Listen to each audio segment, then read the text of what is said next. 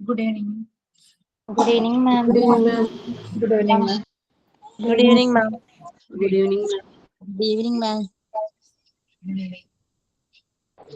Good evening, ma'am. Good evening. Good evening, ma'am.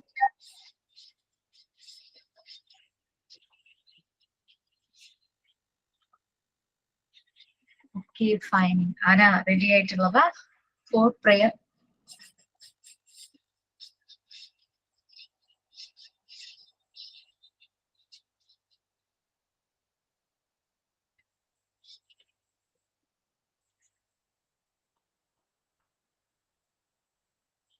Anyone, please?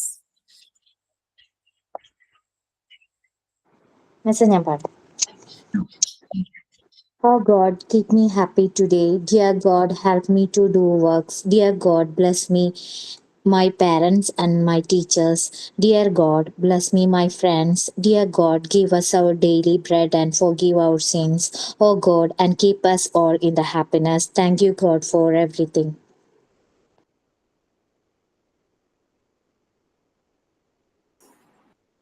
Okay. So, നമ്മള് unit 6 ആയിരുന്നു അല്ലെ, psychology.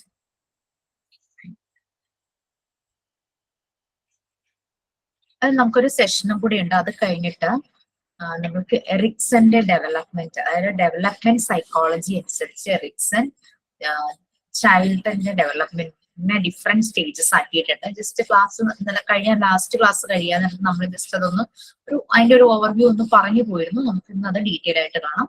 നമ്മളുടെ ഈ PDF-ലുള്ള ലാസ്റ്റ് പോർഷൻ ടീച്ചേഴ്സിന് എന്തുകൊണ്ട് ടീച്ചേഴ്സിനെ യൂസ് ചെയ്തിരിക്കുന്ന ഫെസിലിറ്റേറ്റർ.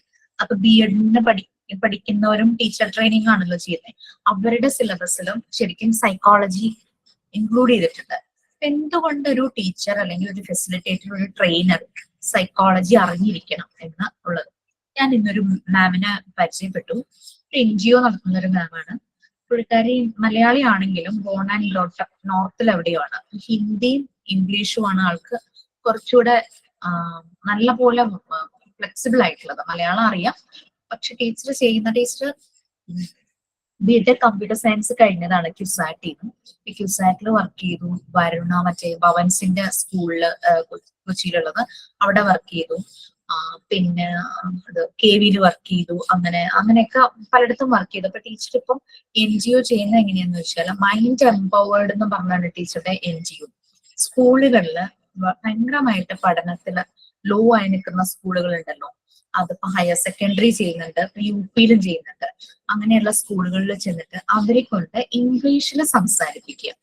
അതാണ് ടീച്ചർ ചെയ്യുന്നത്. അപ്പൊ ടീച്ചർ ഒരിക്കലും കുട്ടികളുടെ അടുത്തോ സ്റ്റാഫിന്റെ അടുത്തോ മലയാളം സംസാരിക്കില്ല. കുട്ടികൾ കേൾക്കെ ഒരിക്കലും മലയാളം സംസാരിക്കില്ല. കാരണം എന്താണെന്ന് വെച്ചാൽ ഇപ്പൊ കുട്ടികൾക്ക് അറിയാം ഇംഗ്ലീഷ് പറയണം, എന്നാലാണ് ആ മാമുമായിട്ട് കമ്മ്യൂണിക്കേറ്റ് ചെയ്യാൻ പറ്റുള്ളൂ. അപ്പൊ ഗെയിംസിലൂടെ ആക്ടിവിറ്റീസിലൂടെയാണ് അവര് ഇംഗ്ലീഷ് ചെയ്യിക്കുന്നത്. ഈവൻ ദോ അവർക്ക് BTech ബാക്ക്ഗ്രൗണ്ട് ആണെങ്കിലും ഇവർ കുട്ടികളുടെ ഇടയിൽ ഇന്റർവെൻഷൻസ് ചെയ്തപ്പോൾ അവർക്ക് തോന്നി, അതായത് നമ്മുടെ കോവിഡ് സമയം വന്നപ്പോഴേക്കും കുട്ടികൾക്കൊക്കെ ഭയങ്കര മെന്റൽ ഹെൽത്ത്, കുട്ടികളിൽ മാത്രമല്ല വലിയ ആൾക്കാരിലും മെന്റൽ ഹെൽത്ത് ഒരു ഇഷ്യൂ ആയല്ലോ അല്ലെ. സോ അവരത് കാരണം മെന്റൽ ഹെൽത്തിൽ ഭയങ്കരമായിട്ട് കോൺസെൻട്രേറ്റ് ചെയ്യും. അവർ ബേസിക്കലി അവരുടെ എഡ്യൂക്കേഷനിൽ അവർ സൈക്കോളജി ഒന്നും പഠിച്ചിട്ടില്ല, പക്ഷെ അവർ തന്നെ കൂടുതൽ മെന്റൽ ഹെൽത്തിനെ പറ്റി മനസ്സിലാക്കി. അവർക്ക് മനസ്സിലായി കുട്ടികളിൽ ഉണ്ടാകുന്ന mental hygiene, mental health issues എല്ലാം സോർട്ട് ഔട്ട് ചെയ്യാൻ, അവർക്കത് ഫൈൻഡ് ഔട്ട് ചെയ്യാനായിട്ട് കഴിയും. അവരത് ഫിഗർ ഔട്ട് ചെയ്യും. ആ ഒരു പ്രോബ്ലം സോൾവ് ചെയ്ത് കുട്ടിക്ക് വേണ്ടുന്ന ഒരു ഇന്റർവെൻഷൻ നടത്തുന്ന ഒരു നല്ലൊരു മാമായിരുന്നു. അപ്പൊ എനിക്കൊരു ഭാഗ്യം കിട്ടിയതെന്ന് വെച്ചാൽ ഈ ഒരു അക്കാദമിക് ഇയർ തുടങ്ങി മാമുമായിട്ട് കൊളാബറേറ്റ് ചെയ്തിട്ട് ഞാൻ പ്രോജക്ട് ചെയ്യുന്ന സ്കൂളിൽ ഞങ്ങൾക്ക് ചില ആക്ടിവിറ്റീസ് ചെയ്യാമെന്ന് ഞങ്ങൾ രണ്ടുപേരും കൂടെ ഇന്നൊരു മീറ്റിംഗിലൂടെ ഞങ്ങളത് ധാരണയിലായി.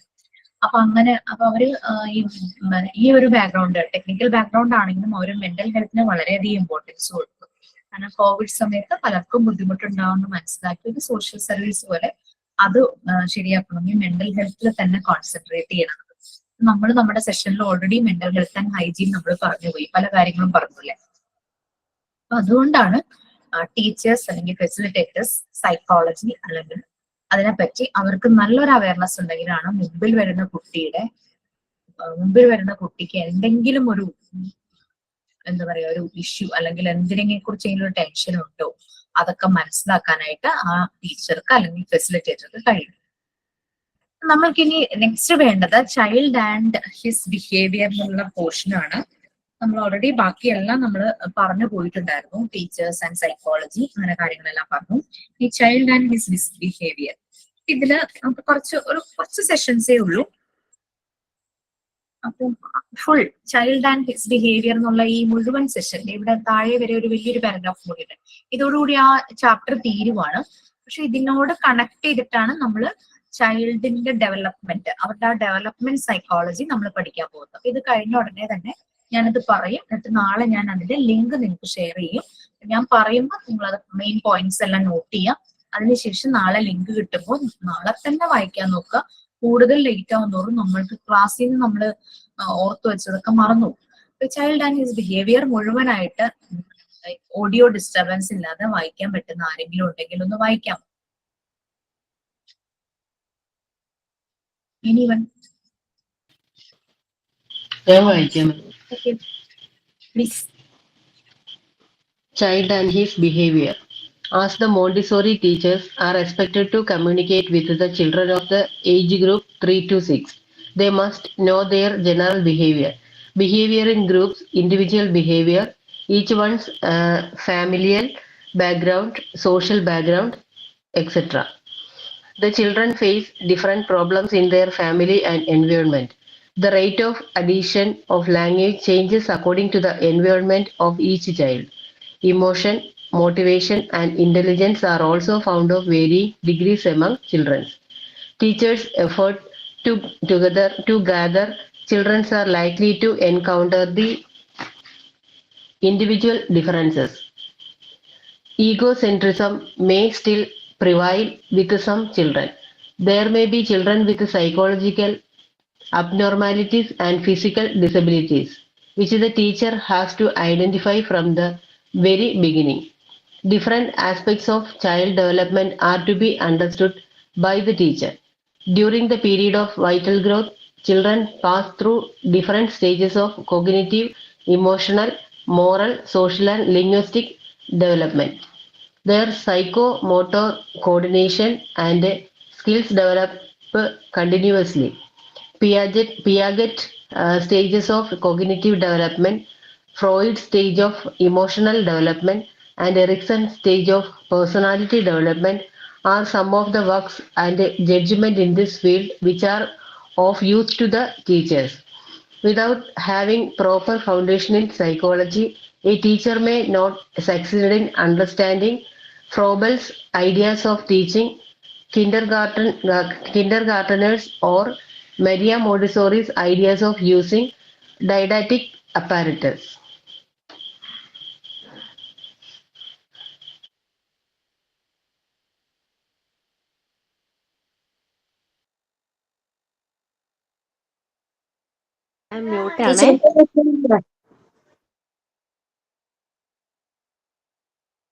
മ്യൂട്ടാണേ, കേൾക്കുന്നില്ല. ഞാൻ എപ്പോഴും മറന്നു പോകുന്നതാ. ഞാൻ ഡിസ്റ്റർബൻസ് മ്യൂട്ടാണ്.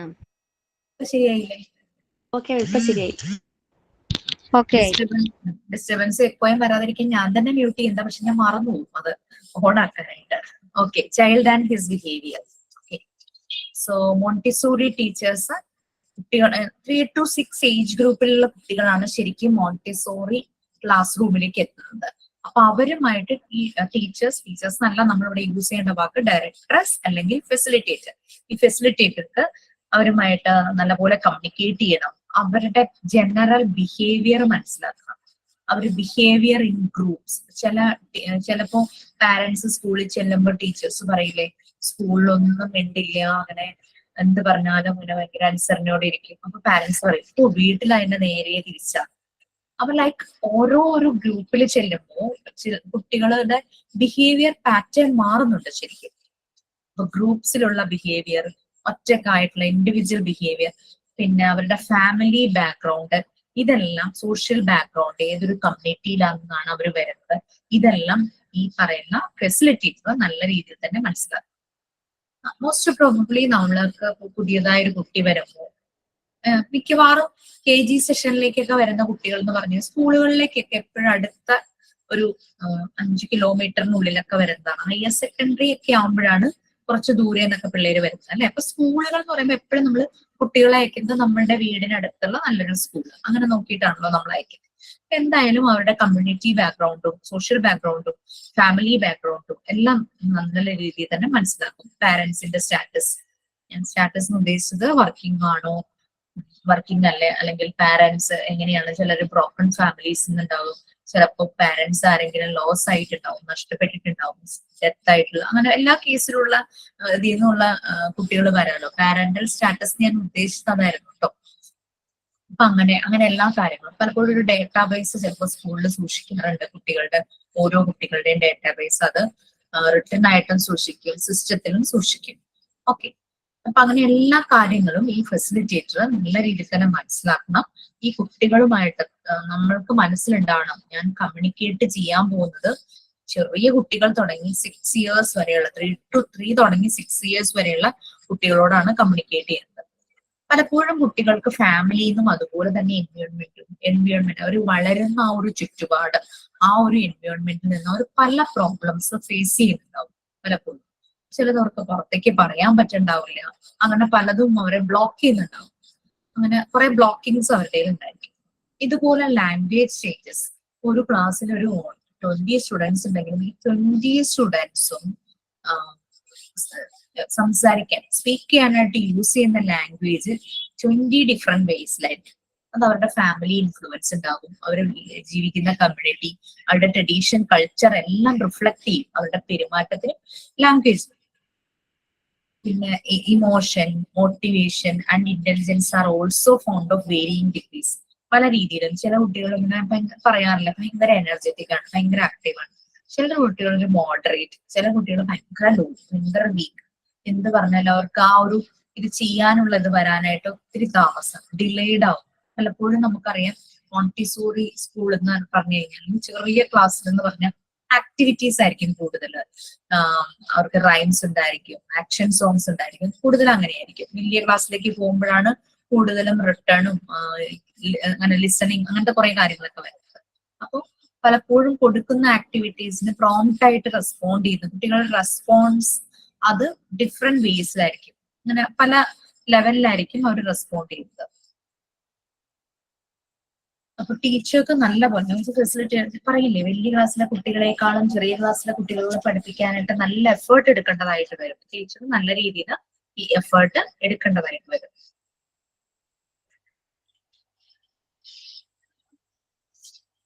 ഈഗോസെൻട്രിസം എന്ന് പറഞ്ഞു കഴിഞ്ഞാൽ സെൽഫ് ഇൻട്രസ്റ്റ്, സെൽഫ് കൺസേൺ, അവനവനോടുള്ള നമ്മളുടെ സ്വയം പരിഗണന, നമ്മൾക്കൊരു സ്വന്തമായിട്ടുള്ള ഇൻട്രസ്റ്റ്, ഇതൊക്കെയാണ് ഈഗോസെൻട്രിസം എന്നുള്ളതുകൊണ്ട് ഉദ്ദേശിക്കുന്നത്.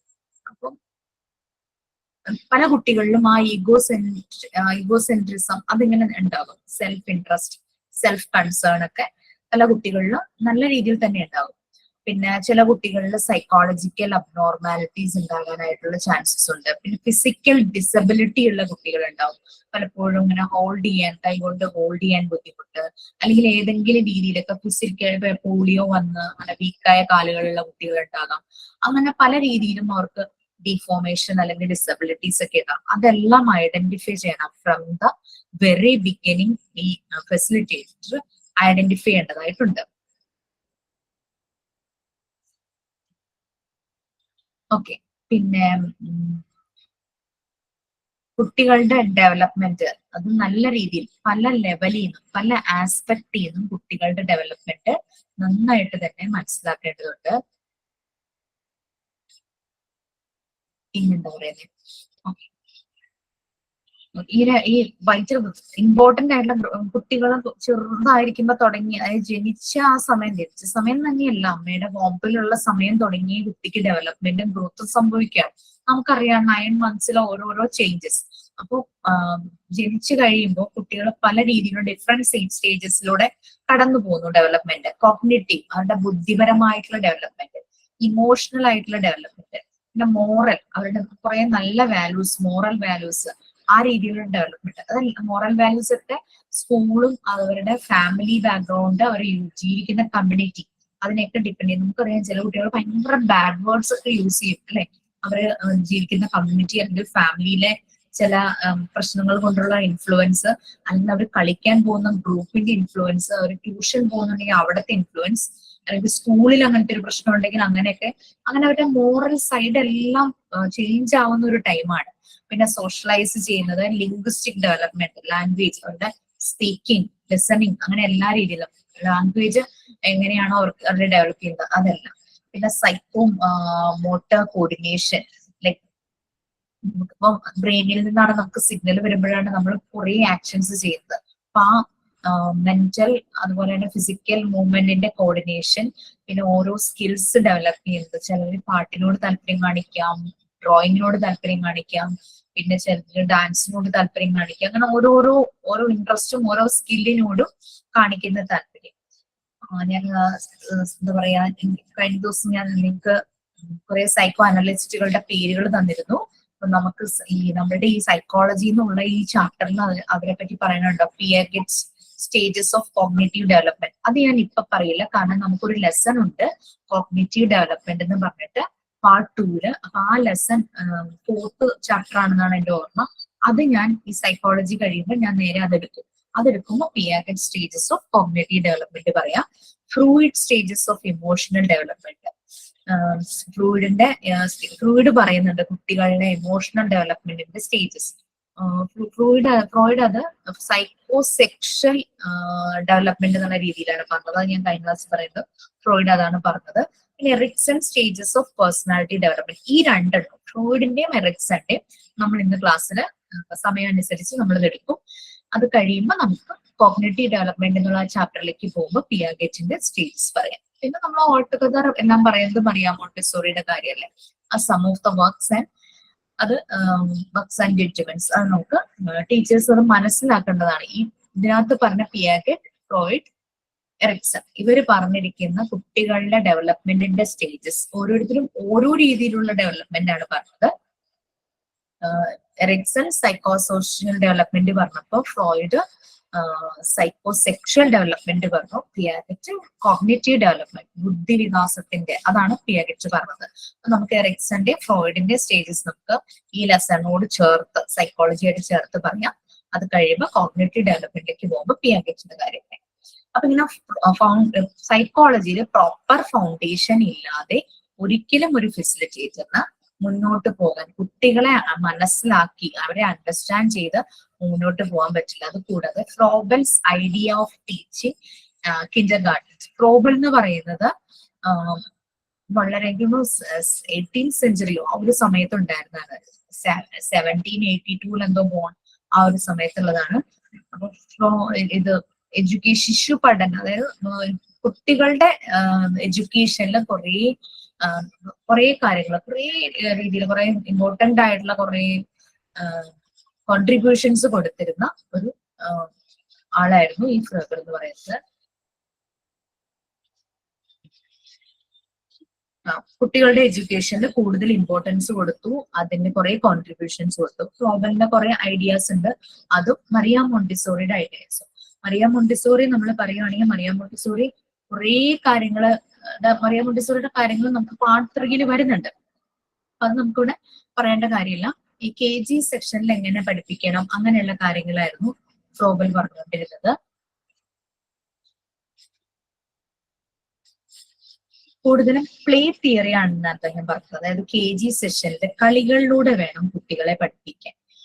കുട്ടികളുടെ ഓരോ ഏരിയയിലും സോഷ്യലി അവര് ചെയ്യേണ്ടത്, സോഷ്യലൈസ് ചെയ്യുന്ന ഏരിയ, അക്കാദമിക്സ് അവരുടെ പഠനവുമായിട്ടുള്ള ആ ഒരു ഏരിയ, ഇമോഷണൽ, ഫിസിക്കൽ, അങ്ങനെ സ്പിരിച്വാലിറ്റി, ഒരു മോറൽ വാല്യൂസ് കിട്ടുന്ന രീതിയിൽ സ്പിരിച്വാലിറ്റി, ഇങ്ങനെ പല ലെവൽസിൽ ആണ് കുട്ടികൾക്ക് വേണ്ടുന്ന കാര്യങ്ങൾ, ആക്ടിവിറ്റീസ് കൊടുക്കേണ്ടതെന്നായിരുന്നു ഫ്രോബൽ പറഞ്ഞത്. പിന്നെ ഇങ്ങനെ ചെയ്തു കഴിഞ്ഞാൽ കുട്ടികളുടെ, അതായത് ഫിസിക്കൽ ആയിട്ടുള്ള ആക്ടിവിറ്റീസ് ഇൻട്രൊഡ്യൂസ് ചെയ്ത് കഴിഞ്ഞാൽ കുട്ടികളുടെ മോട്ടർ എബിലിറ്റി, അവരുടെ മൂവ്മെന്റ് അത് നല്ല രീതിയിൽ ഇംപ്രൂവ് ചെയ്യും. പിന്നെ സോഷ്യൽ ആയിട്ടുള്ള കാര്യങ്ങളിൽ ആക്ടിവിറ്റീസ് കൊടുത്തു കഴിഞ്ഞാൽ അവർ സോഷ്യലൈസ് ചെയ്യും, സോഷ്യൽ പാർട്ടിസിപ്പേഷൻ, പല കാര്യങ്ങളിലും അവർ പങ്കെടുക്കും. പിന്നെ ക്രിയേറ്റിവിറ്റി കൂടും, അവർ പല കാര്യങ്ങളും എക്സ്പ്രസ് ചെയ്യാനായിട്ട് ഫ്രീ ആയിട്ട് എക്സ്പ്രസ് ചെയ്യും. അങ്ങനെയൊക്കെ കുറെ മെത്തേഡുകൾ ഫ്രോബൽ അന്ന് ടീച്ചിങ്ങിൽ പറഞ്ഞിരുന്നു. ഇത് ഏത് കാലത്ത് 1782 ജനിച്ച ആളാണ്. ഓക്കെ, പിന്നെ അതുപോലെ തന്നെ ഫ്രോബിലും കുറെ കൂടെ നേച്ചറുമായിട്ട് കണക്ട് ചെയ്തിരുന്നു. കുട്ടികളിൽ ഗാർഡനിങ് അത് നല്ല രീതിയിൽ നടത്തണം. കുട്ടികൾ അതുമായിട്ട് നല്ല പോലെ കുട്ടികൾ പ്രാക്ടീസ് ചെയ്യണമെന്നാണ് ഫ്രോബിൽ പറയുന്നത്. പ്ലാന്റ്സും അനിമൽസും എങ്ങനെ വളരുന്നു എന്നുള്ളത് അവര് മനസ്സിലാക്കണം. പിന്നെ അതുപോലെ തന്നെ നമ്മൾക്ക് ഭക്ഷണം വേണം, വെള്ളം വേണം, ഷെൽട്ടർ വേണം, കെയർ വേണം, അതെല്ലാം അവർ മനസ്സിലാക്കണം. ലിവിങ് തിങ്സിന് എല്ലാം വേണ്ടുന്ന കാര്യങ്ങൾ ഇതാണ്. അപ്പൊ അതെല്ലാം മനസ്സിലാക്കണം. അങ്ങനെ പല കാര്യങ്ങളും ശരിക്കും ലൈഫുമായിട്ട് കണക്ട് ചെയ്തിട്ടായിരുന്നു ഫ്രോബലിന്റെ ഐഡിയാസ് ഓഫ് ടീച്ചിങ്. കുട്ടികളിൽ ഇങ്ങനെയുള്ള വാസനകൾ, ഇങ്ങനെയുള്ള ഇൻട്രസ്റ്റുകൾ വളർത്തിയെടുക്കണം എന്നുള്ള രീതിയിലായിരുന്നു. അപ്പൊ നേച്ചറുമായിട്ടാണ് കൂടുതൽ കണക്ട് ചെയ്തത്. മോണ്ടിസോറിയുടെ ഐഡിയ നമുക്കറിയാം. മോണ്ടിസോറിയും നേച്ചറുമായിട്ട് കണക്ട് ചെയ്താണ് കുട്ടികളെ യൂണിവേഴ്സ് എക്സ്പ്ലോർ ചെയ്യണമെന്നാണ് മോണ്ടിസോറി പറയുന്നത്. ശരിക്കും നമ്മള് ചെറുപ്പത്തിലേ തന്നെ അവരെ ആ രീതിയിൽ യൂണിവേഴ്സ് എക്സ്പ്ലോർ ചെയ്യണമെന്ന് ഉള്ള രീതിയിൽ അവരെ വളർത്തി കഴിഞ്ഞു കഴിഞ്ഞാൽ ഇപ്പോഴുള്ള ഒരു ടീനേജിന്റെ ഒരു സ്റ്റൈൽ എന്താ, അവരങ്ങോട്ട് പ്രൈവസി കൂടുതൽ ഇഷ്ടപ്പെടുന്ന ഒരു ജനറേഷനായി മാറും ടീനേജേഴ്സ്. അവർക്ക് അവരുടേതായ ഒരു പ്രൈവസി, അവർക്ക് അച്ഛനും അമ്മയ്ക്കും പോലും ചിലപ്പോ എൻട്രി അവർ കൊടുക്കില്ല. അവര് അങ്ങനെ ഒരു തലമുറയായി വരിക. അവരിങ്ങനെ ഒരു ഡിജിറ്റൽ വേൾഡിൽ അങ്ങനെ ആ രീതിയിലായി മാറും. പക്ഷെ ചെറിയ കുട്ടികളോ അവർ കൂടുതൽ അവരെ എക്സ്പ്ലോർ ചെയ്യാനായിട്ട് നമ്മൾ അവരെ അനുവദിച്ചു കഴിഞ്ഞാൽ അവർ ഈ ടീനേജ് വരുമ്പോഴേക്കും ഈ പറഞ്ഞ പോലെ അവരുടേതായ ലോകം ഉണ്ടാക്കി അതിൻ്റെ ഉള്ളില് അങ്ങനെ തളയ്ക്കപ്പെട്ടതുപോലെ കിടക്കില്ല. അങ്ങനെ ഉള്ള വ്യത്യാസങ്ങളുണ്ട് ഓരോ തലമുറ വരുമ്പോഴേക്കും. അത് നമ്മൾ എടുക്കുന്ന എഫേർട്ട് പോലെ ഇരിക്കണം. നമ്മൾ അത് നല്ല രീതിയിൽ ഹാൻഡിൽ ചെയ്യണം. ചെറിയ കുട്ടികളെ എന്തോ കേട്ടില്ല. നേച്ചറുമായിട്ട് കേട്ടില്ലായിരുന്നു. ബ്രേക്ക് ആവുന്നു എന്നാ പറഞ്ഞു. ആണോ? എല്ലാവർക്കും അങ്ങനെയാ? ഇല്ല മാം, കുഴപ്പമില്ലല്ലോ. കുഴപ്പമില്ല മാം, വോയിസ് ക്ലിയർ ഇപ്പൊ ആണ്. ഓക്കെ ആയി. പറഞ്ഞ ആൾക്കാണ് ആയിരിക്കും. എല്ലാരും ഓരോ ഭാഗത്തല്ലേ ഇരിക്കണേ.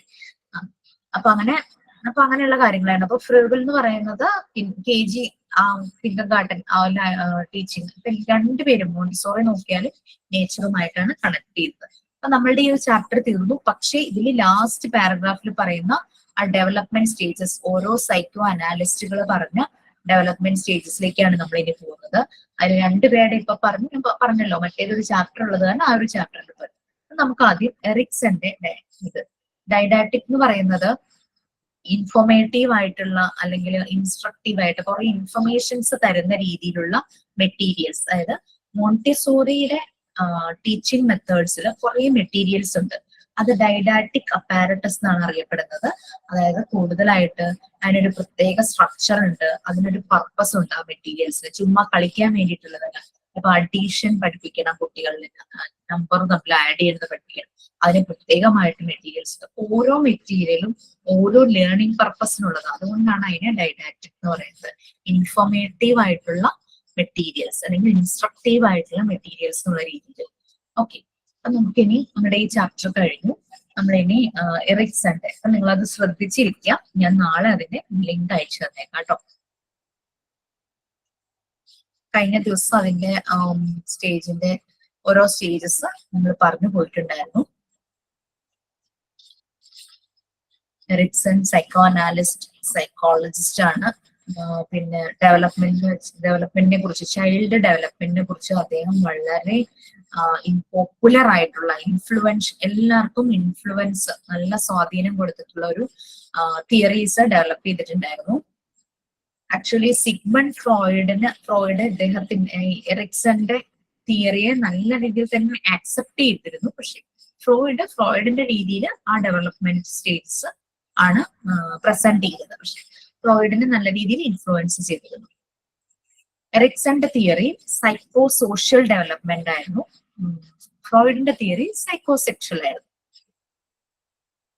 8 സ്റ്റേജസ് ആയിട്ടാണ് ശരിക്കും എറിക്സൺ പറഞ്ഞത്. കഴിഞ്ഞ പ്രാവശ്യം നമ്മൾ പറഞ്ഞു 40 കഴിയുമ്പോഴാണ് ഓരോ കാര്യങ്ങളും ക്രിയേറ്റീവ് ആയിട്ട് ചെയ്യാൻ തുടങ്ങുന്നത്. എറിക്സൺ അത് പറഞ്ഞു വെച്ചതാണ് വളരെ വർഷങ്ങൾക്ക് മുമ്പ്.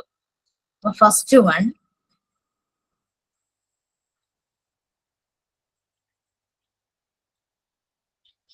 ഫസ്റ്റ് വൺ ബർത്ത് തുടങ്ങി. Yes, infancy. ഓക്കെ, ബർത്ത് തുടങ്ങി 18 months ആ ഒരു ടൈമാണ്. ഓൾറെഡി ഞാനത് പറഞ്ഞു തോന്നുന്നല്ലേ. ആ ഒരു സമയത്ത് വരെ പറഞ്ഞിട്ടുണ്ട്. ഏതാണ് 8 സ്റ്റേജും പറഞ്ഞു തന്നിട്ടുണ്ട്. ജസ്റ്റ് അതെന്താന്ന് മാത്രം പറഞ്ഞു തന്നു.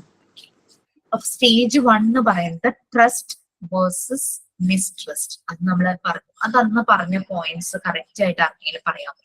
ഫസ്റ്റ് സ്റ്റേജ് നമ്മൾ ഇൻഫാൻസി സ്റ്റേജ്. ഏജ് പറയുവാണെങ്കിൽ ബർത്ത് തുടങ്ങി 18 months, 1.5 വയസ്സ്, 1.5 years. ആ സമയത്ത് കുട്ടിയിൽ ഉണ്ടാകുന്ന ഒരു ഫീൽ എന്ന് പറഞ്ഞു കഴിഞ്ഞാൽ ട്രസ്റ്റ്, അല്ലെങ്കിൽ അതിന്റെ ഓപ്പോസിറ്റ് മിസ്ട്രസ്റ്റ്. ട്രസ്റ്റ് എങ്ങനെ വരുന്നു? ഈ മിസ്ട്രസ്റ്റ് ആണ് വരുന്നത്. കുട്ടികൾ കുറെ ഉണ്ടല്ലേ ആ ഒരു ഏജിലുള്ളത്. ചില കുട്ടികളിൽ ട്രസ്റ്റ് ഫോം ചെയ്യുന്നു. എന്തുകൊണ്ട് ചില കുട്ടികളിൽ ട്രസ്റ്റ് ഫോം ചെയ്തു? എന്തുകൊണ്ട് ചില കുട്ടികളിൽ മിസ്ട്രസ്റ്റ് ഫോം ചെയ്തു? അതൊന്ന് പറയാം. ആ ഒരു ടൈമിൽ നടക്കുന്ന ഇമ്പോർട്ടന്റ് ഇവന്റ് എന്തായിരിക്കും? ഫീഡിങ്. അമ്മയുമായിട്ട് ട്രസ്റ്റ് ഫോം ചെയ്യുന്നത് ഫുഡ്, പിന്നെ അമ്മ ലവ് കൊടുക്കുന്നു, കെയർ കൊടുക്കുന്നു, ഫുഡ് കൊടുക്കുന്നു. അപ്പൊ അമ്മയുമായിട്ട് ഒരു ട്രസ്റ്റ് ഫോം ചെയ്യുന്നു. ഇത് അമ്മ അല്ലെങ്കിൽ കെയർ ടേക്കർ ആയാലും ആരായിട്ടാണെങ്കിൽ അവരായിട്ട് ഇത് ഫോം ചെയ്യുന്നു. ഇങ്ങനെ അല്ലാത്തൊരവസ്ഥ വരുമ്പോഴാണ് മിസ്ട്രസ് ഫോം ചെയ്യുന്നത്. അവിടെ ശരിക്കും ഒരു ഔട്ട്കം എന്ന് പറഞ്ഞു കഴിഞ്ഞാൽ കുട്ടിക്ക് ഒരു പ്രതീക്ഷയാണല്ലോ. ഔട്ട്കം, എന്നെ നോക്കാൻ ഒരാളുണ്ട്, എന്റെ കാര്യങ്ങളൊക്കെ. ഇന്ന് ക്ലാസ് റൂമിൽ ലിങ്ക് ഷെയർ ചെയ്തിട്ടുണ്ടല്ലോ. എന്താണ് ഈ എറിക്സന്റെ സ്റ്റേജ് ഓഫ് ഡെവലപ്മെന്റ് എന്ന് പറഞ്ഞിട്ട് ഞാൻ ഷെയർ ചെയ്ത് തന്നിരുന്നോ? ഇന്ന് ഉച്ചക്ക് വന്നായിരുന്നു ക്ലാസ്. 2 ദിവസം മുന്നേ വന്നിരുന്നു. 2 ദിവസം മുമ്പേ വന്നിട്ടുണ്ട്, ഇന്നല്ല. ഞാൻ അത് തന്നിരുന്നു അല്ലെ? ഞാൻ അത് മറന്നുപോയതാണ്. നിങ്ങൾക്ക് തന്നു ഞാൻ മറന്നുപോയി. അപ്പൊ അത് നോക്കിയിരുന്നു. ശരി, ഞാൻ ഇങ്ങനെയാണ് പറഞ്ഞത്. നെക്സ്റ്റ് ക്ലാസ് വരുമ്പോ അതൊന്ന് വായിച്ചിട്ട് വരാൻ. ഓക്കെ. നെക്സ്റ്റ് സ്റ്റേജ് ഏതാണ്? സ്റ്റേജ് 2. ഓട്ടോണമിയസ് ഷെയിം. ഡൗട്ട്. ഓട്ടോണമി. ആ ഒരു സ്റ്റേജില് ഇമ്പോർട്ടന്റ് ഇവന്റ് എന്തായിരിക്കും? Toilet training. Personal control, self control. Independent ആകും. ഇൻഡിപെൻഡന്റ് ആവും. ഓക്കെ. Personal control. അവരുടെ ബോഡിലി ഫങ്ഷനിൽ അവർക്ക് കൺട്രോൾ വരുവാണ്. യൂറിൻ പാസ് ചെയ്യണം, മോഷൻ പോകണം, പിന്നെ വിശപ്പ്, അങ്ങനെയുള്ള കാര്യങ്ങളെല്ലാം അവർക്ക് ആ ഫീലൊക്കെ അവർക്ക് മനസ്സിലാവുക. അവർക്ക് ആ ഒരു പേഴ്സണൽ കൺട്രോൾ കിട്ടുകയാണ്. അവിടെ ഇൻഡിപെൻഡൻസ്, ബോഡി ട്രെയിനിങ് വരുന്നു. ഇപ്പൊ എറിക്സൺ പറയുന്നത് ടോയ്ലറ്റ് ട്രെയിനിങ് എന്ന് പറയുന്നത് ഒരു ഇമ്പോർട്ടന്റ് പാർട്ടാണ്. ഈ ഒരു സ്റ്റേജിലെ വളരെ ഇമ്പോർട്ടന്റ് പാർട്ടാണ്. ഇപ്പൊ എറിക്സൺ പറയുന്നത് learning to control one's bodily function leads to a feeling of control and sense of independence. നമ്മൾക്ക് ഏജ് ആയി ഒത്തിരി വയസ്സാവുമ്പോൾ പല അസുഖങ്ങൾ വരുമ്പോൾ പലപ്പോഴും നമുക്ക് നഷ്ടപ്പെട്ടു പോകുന്നതാണ് ഈ ഒരു കാര്യങ്ങളെ, സെൽഫ് കൺട്രോൾ. അതാ നമ്മള് പ്രായമാവുമ്പോൾ കുട്ടികളെ പോലെ ആവുന്നു എന്ന് പറയില്ലേ, ആ ഓർഡറിൽ വന്ന ആ ഒരു സീക്വൻസിൽ വന്നതെല്ലാം നമ്മൾ പ്രായമാവുമ്പോൾ വീണ്ടും തിരിച്ചു വന്നതുപോലെ തോന്നും. ലാസ്റ്റ് ഒരു ബേബിയെ പോലെ ആ ഒരു അവസ്ഥയിലേക്ക് എത്തുന്നു. അപ്പൊ എനിക്കിവിടെ തൊട്ടടുത്തുള്ള ഒരു ചേച്ചിക്ക് കഴിഞ്ഞ ദിവസം ആള് വളരെ സിമ്പിൾ ആണ്, വളരെ ഇന്നസെന്റ് ആണ്, എല്ലാവരോടും ഭയങ്കര സ്നേഹമായിട്ട് പെരുമാറുന്ന ആളാണ്. പക്ഷെ പുള്ളിക്കാരിക്ക് കാലിലൊരു ഇഷ്യൂ വന്നു, ഒരു സെല്ലിംഗ് പോലെ വന്നു. അത് പിന്നെ സർജറി ഒക്കെ ചെയ്യേണ്ടി വന്നു. ഭയങ്കര വീക്കായി ആള്. വീക്കായി കഴിഞ്ഞപ്പോഴേക്കും അതിന്റെ ട്രീറ്റ്മെന്റിൽ ഇരിക്കുമായിരുന്നു. ശരിക്കും നാളെ ഡോക്ടറെ കാണാൻ പോകേണ്ടായിരുന്നു. കഴിഞ്ഞ 3 ദിവസം മുമ്പ് പുള്ളിക്കാരിക്ക് പെട്ടെന്ന് അമോണിയം കൂടിയതാണ്. വീട്ടിലുള്ളവർക്ക് മനസ്സിലായില്ല. ആള് ഭയങ്കര എന്താണോ ക്യാരക്ടർ അതിന്റെ ജസ്റ്റ് ഓപ്പോസിറ്റ് ആയിട്ട് പെരുമാറാൻ തുടങ്ങി. ഭയങ്കര ദേഷ്യം, എല്ലാരെയും ചീത്ത പറഞ്ഞനുസരിക്കണില്ല, ഭക്ഷണം കഴിക്കാൻ വേണ്ടി കഴിക്കുന്നില്ല, ഇങ്ങനെ ചെയറിൽ ഇങ്ങനെ ഇരിക്കുക, അവിടെ അനങ്ങുന്നില്ല, ആര് വിളിച്ചാലും അനങ്ങുന്നില്ല. ഏറ്റവും നന്നായിട്ട് കെയർ ചെയ്യുന്ന സിസ്റ്ററിന്റെ അടുത്താണ് ഏറ്റവും കൂടുതൽ ദേഷ്യപ്പെടുന്നത്. പക്ഷെ ചേച്ചിക്ക് ഓർമ്മയില്ല. അങ്ങനെ പെട്ടെന്ന് ഹോസ്പിറ്റലിൽ കൊണ്ടുപോകാനായിട്ട് ടാക്സി വന്ന് നിൽക്കുമ്പോഴും പുള്ളിക്കാരി കയറാൻ റെഡിയല്ല, അവിടെ നിന്ന് എണീക്കില്ല. എങ്ങനെയോ ഒരു ഹാഫ് ആൻ അവർ എടുത്തു അവരൊന്ന് ടാക്സിയിൽ കയറ്റി ചെന്ന് നേരെ ഹോസ്പിറ്റലിൽ ഡോക്ടർ അമോണിയം കൂടിയതാണ്. അപ്പൊ അങ്ങനെ നമ്മളുടെ ആ ഒരു സെൽഫ് കൺട്രോൾ നമ്മൾ എന്താ ചെയ്യുന്നത്, പക്ഷെ ആ ഒരു ഫുൾ ഡേ എന്താണ് സംഭവിച്ചതെന്ന് ചേച്ചിക്ക് ഓർമ്മയില്ല എന്ന് എന്നോട് പറയുകയാണ്. എനിക്ക് ഓർമ്മയില്ല, ഇവര് പറയുന്നത് മാത്രമേ എനിക്ക് അറിയുള്ളൂ. അപ്പൊ അങ്ങനെ നമ്മള് പ്രായമാകുമ്പോൾ ഇതുപോലെ നമ്മളുടെ ബോഡിയിലെ പല കെമിക്കൽ ആക്ഷൻസും ചേഞ്ചസ് അനുസരിച്ച് നമ്മളുടെ ബിഹേവിയറിൽ തന്നെ മാറ്റങ്ങൾ വരുമല്ലേ, നമ്മൾ അറിയില്ല. ഡിമെൻഷ്യ വരുമ്പോ നമുക്ക് ശരിക്കും കഷ്ടം തോന്നും. ഞാൻ പാലിയേറ്റീവ് കെയറുകാരുടെ കൂടെ ഡിമെൻഷ്യ പേഷ്യൻസിന്റെ ഹൗസ് വിസിറ്റ് നടത്തുമായിരുന്നു. ആ സമയത്ത് നമുക്ക് ചിലപ്പോൾ നല്ല ഹൈ പൊസിഷനിലൊക്കെ ഇരുന്ന ആളുകളായിരിക്കും. അവർ ചെയ്യുന്നത് കണ്ടു കഴിഞ്ഞാൽ ഭയങ്കരമായിട്ട് നമുക്ക് തന്നെ ഒരു വിഷമം തോന്നും. അതുപോലെ അവര് അറിയുന്നില്ല അവരുടെ കെയർ ടേക്കറാണ് ഏറ്റവും സ്ട്രെസ്സിലൂടെ കടന്നു പോകുന്നത്. കാരണം അവരങ്ങനെ ഒരു രൂപത്തിൽ കാണാത്ത ഒരു വ്യക്തി അങ്ങനെ ചിലപ്പോൾ വളരെ മോശമായിട്ട് തന്നെ വളരെ സൊസൈറ്റി ഭയങ്കരമായിട്ട് ആളെ ഇത് ആക്കുന്ന രീതിയിലുള്ള പെരുമാറ്റങ്ങൾ വരെയും ആളിൽ നിന്ന് ഇമ്മോറൽ ആയിട്ടുള്ള കാര്യങ്ങൾ വരെയും സംഭവിക്കാവുന്നതാണ്.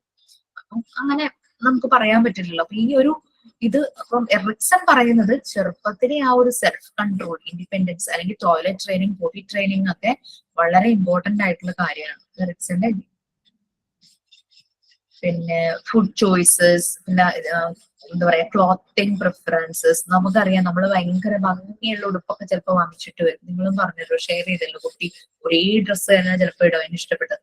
ചിലപ്പം അതിന് പാകമാവാത്ത ലൂസ് ഡ്രസ് ആയിരിക്കും ഭയങ്കര ഇഷ്ടം, അങ്ങനെയും കാണാറുണ്ട് അല്ലെ. അതിങ്ങനെ ഇട്ടുകൊണ്ട് എടുക്കുന്നു. അപ്പൊ കുട്ടികളിൽ എന്ന് പറഞ്ഞാൽ ഒട്ടും ചേർച്ചയില്ലാത്ത ഡ്രസ് ഇട്ട് കഴിഞ്ഞാൽ ആ ഒരു ക്യൂട്ട്നെസ് വരില്ലല്ലോ. അപ്പൊ നമ്മള് നല്ല ഭംഗിയൊക്കെ നോക്കി ഒക്കെ വാങ്ങിക്കുമ്പോൾ അത് ഒട്ടും താല്പര്യമില്ലാതെ ഈ ലൂസ് ആയിട്ടുള്ളതൊക്കെ ഇട്ട് അവർ ഭയങ്കര ഹാപ്പി ആയി നടക്കുന്നതാണ്. അപ്പൊ അവരുടെ ഒരു clothing selection, food choices, toy preferences, ചില ടോയ്സിനോടായിരിക്കും അവർക്ക് കൂടുതൽ താല്പര്യം. ചെറുപ്പത്തിൽ ഭയങ്കര രസമായിട്ട് കളിച്ചോന്ന് അവർ പിന്നെ തിരിഞ്ഞു നോക്കുന്നുണ്ടാവില്ലായിരിക്കും. ഇവിടെ കുട്ടികൾ ഡെവലപ്പ് ചെയ്യുന്നത് ഔട്ട്കം എന്ന് പറയുന്നത് ശരിക്കും പറഞ്ഞു കഴിഞ്ഞാൽ ഒരു വിൽ പവർ, ആ ഒരു സ്വായത്തമാക്കുവാണല്ലോ, സ്വയം ആ ഒരു ഇത് വരുവാണ്. നെക്സ്റ്റ് തേർഡ് സ്റ്റേജ് ആണ്. തേർഡ് സ്റ്റേജ് പ്രീ സ്കൂൾ ആണ്, 3 to 5 years. അതിനെ പറ്റി എന്തെങ്കിലും നിങ്ങൾക്ക് പറയാനുണ്ട്? ഡീറ്റെയിൽ ആയിട്ട് പറഞ്ഞിട്ട് അത് പറഞ്ഞില്ല അല്ലെ. സ്റ്റേജ് 2 വരെ ഡീറ്റെയിൽ ആയി, പിന്നെ പറഞ്ഞു. സ്റ്റേജ് 2 അവര് ഭയങ്കരമായിട്ട് ബാലൻസ് ചെയ്യുന്നു എല്ലാ കാര്യങ്ങളും, ചോയ്സസ് വരുന്നു.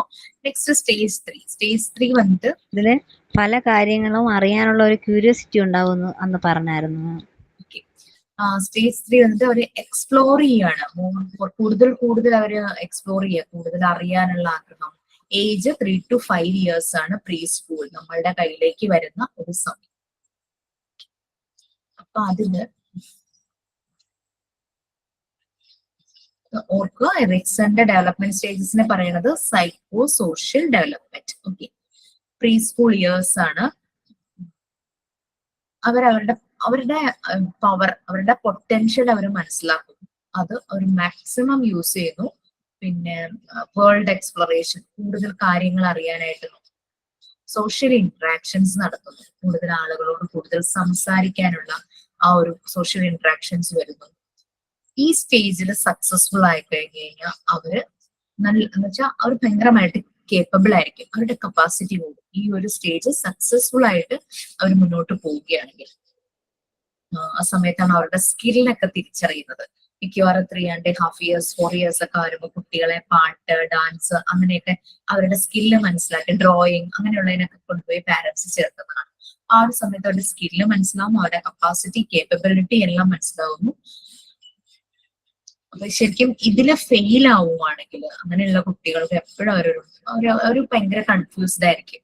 അവർക്ക് അവരുടെ പവർ, അവരുടെ ഒരു പൊട്ടൻഷ്യലിൽ അവർക്ക് വിശ്വാസം ഉണ്ടാവില്ല, അവർക്കൊരു ഡൗട്ട് ആയിരിക്കും എപ്പോഴും, ഒരു സെൽഫ് ഡൗട്ട്, ഒരു ഗിൽട്ട് പോലെയൊക്കെ ആയിരിക്കും. പിന്നെ മുന്നോട്ട് വരാനൊക്കെ, ഇനീഷ്യേറ്റ് ചെയ്യാനായിട്ട്, എന്തും ലീഡ് ചെയ്യാനോ ഇനീഷ്യേറ്റ് ചെയ്യാനൊക്കെ ഭയങ്കര ഡൗട്ട്ഫുൾ ആയിട്ടിരിക്കും. അവരങ്ങ് ഉൾവലിഞ്ഞ് പുറകിലേക്ക് നിൽക്കും. അങ്ങനെ ഈ ഒരു ടൈമിൽ സംഭവിക്കാം. പിന്നെ എറിക്സൺ പറയുന്നത് ഇത് സക്സസ്ഫുൾ ആവുകയാണെങ്കിൽ പിന്നീടുള്ള സ്റ്റേജസിലെല്ലാം അവരവരുടെ കപ്പാസിറ്റി, അവരുടെ പവർ യൂസ് ചെയ്യുന്നതാണ് പറയുന്നത്. അവര് എൻവയോൺമെന്റിനെ പറ്റി കൂടുതൽ അറിയുന്നു, കൺട്രോൾ, അവർക്ക് അവരുടെ പവർ മനസ്സിലാക്കി അവർ ആ പവർ യൂസ് ചെയ്യുന്നു. ഇതൊക്കെയാണ് ഇതിന്റെ ഔട്ട്കംസ് ആയിട്ട് വരുന്നത്. സക്സസ്, അവർക്ക് സക്സസ് ഉണ്ടാകുന്ന, എല്ലാത്തിലേക്കും വിജയിക്കാനുള്ള ഒരു സ്റ്റെപ്പ് ശരിക്കും ഈ ഒരു സ്റ്റേജിൽ നിന്ന് തുടങ്ങുകയാണ്.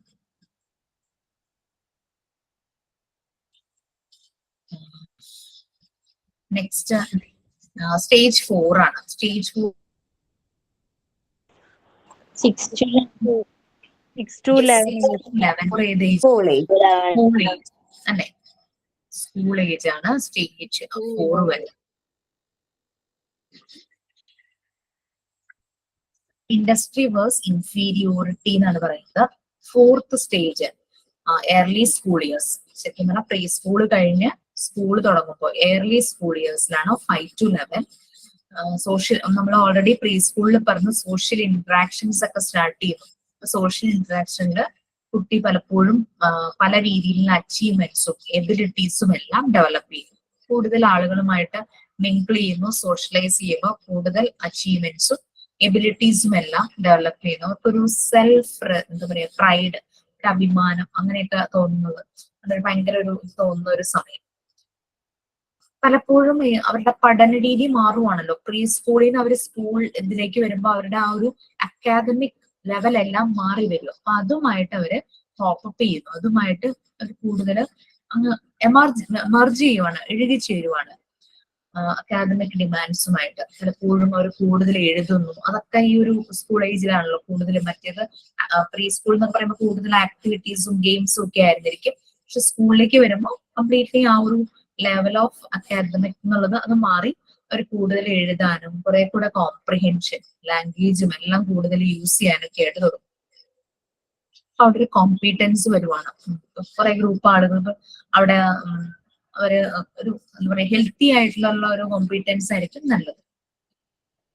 അപ്പൊ അത് കൂടുതൽ അവർ ഇൻഡസ്ട്രി കൂടുതൽ അവർ മികവുറ്റവരാക്കാനായിട്ട് നോക്കും. ആ ഒരു ഇതിൽ വരുവാണെങ്കിൽ ഹെൽത്തി ആയിട്ട് അവർ മുന്നോട്ട് സക്സസ് ചെയ്ത് പോവുകയാണെങ്കിൽ. പക്ഷേ ഫെയിലിയർ ആണെങ്കിൽ അവർക്കൊരു ഇൻഫീരിയോറിറ്റി ഫീൽ ചെയ്യും. ഇൻഫീരിയോറിറ്റി കോംപ്ലക്സ് പോലെ അവർക്കൊരു വല്ലാത്തൊരു ബുദ്ധിമുട്ട് തോന്നും. അവരതിൽ സക്സീഡ് ചെയ്യാതെ പോവുകയാണ്. ഈ ഒരു സമയത്താണ് കുട്ടികൾ നല്ല രീതിയിലുള്ള അച്ചീവ്മെന്റ്സ് ഒക്കെ വരുമ്പോൾ പാരന്റ്സും ടീച്ചേഴ്സും എല്ലാം കുട്ടിയെ എൻകറേജ് ചെയ്യുന്നു. കുട്ടിക്ക് അതിനുള്ള റിവാർഡ്സിലൊക്കെ കിട്ടാം, അങ്ങനെയുള്ള പല കാര്യങ്ങളും. അപ്പൊ അങ്ങനെയുള്ള സ്കിൽസിൽ ഭയങ്കരമായിട്ട് അവർ ട്രസ്റ്റ് ചെയ്യും. അപ്പൊ അങ്ങനെ പോകുന്നു. പക്ഷെ അതേസമയം നേരെ ഓപ്പോസിറ്റ് സംഭവിക്കുന്ന കുട്ടികൾക്ക് പാരന്റ്സിന്റെ സൈഡിൽ നിന്ന് എൻകറേജ്മെന്റും അതിങ്ങനെയൊന്നും ഇല്ലാതെ വരുമ്പോൾ അവർക്ക് അവരുടെ എബിലിറ്റീസിൽ ഭയങ്കര ഡൗട്ട് വരും. സക്സസ്ഫുൾ ആകുമോ എന്നൊക്കെ സംശയം. ഞാൻ എന്ത് ചെയ്താലും എനിക്കൊന്നും നേടാൻ കഴിയുന്നില്ല, ആ ഒരു ഫീല് വരും. അപ്പൊ അവിടെ അങ്ങനെയുള്ള കുട്ടികളെ കൂടുതലും പാരന്റ്സും ഫെസിലിറ്റേറ്റേഴ്സ് ടീച്ചേഴ്സും ശ്രദ്ധിക്കേണ്ടതുണ്ട്. അപ്പൊ അവരെ കൊണ്ട് പറ്റും അവരുടെ പവറും പൊട്ടൻഷ്യലും മനസ്സിലാക്കിച്ച് അവരെ അതിനനുസരിച്ച് മുന്നോട്ട് കൊണ്ടുപോകാനായിട്ട് നമുക്ക് ചെയ്യാം. കുട്ടികൾക്കൊരു വിശ്വാസം സ്വയം ഉണ്ടാവണം. സ്വന്തം എബിലിറ്റിയിൽ ഒരു വിശ്വാസം ഉണ്ടാകും. എന്തെങ്കിലും ഒരു കാര്യം ചെയ്യുന്നതിന് മുമ്പ് എനിക്കിത് പറ്റും, ആ ഒരു വിശ്വാസം, ആ ഒരു ബിലീഫ് അവരെല്ലാം ഉണ്ടാക്കേണ്ടത് നമ്മൾ പാരന്റ്സും അവരുടെ ടീച്ചേഴ്സുമാണ്. Next stage 5. Stage 5 identity versus confusion ആണ് സ്റ്റേജ് 5 വരുന്നത്.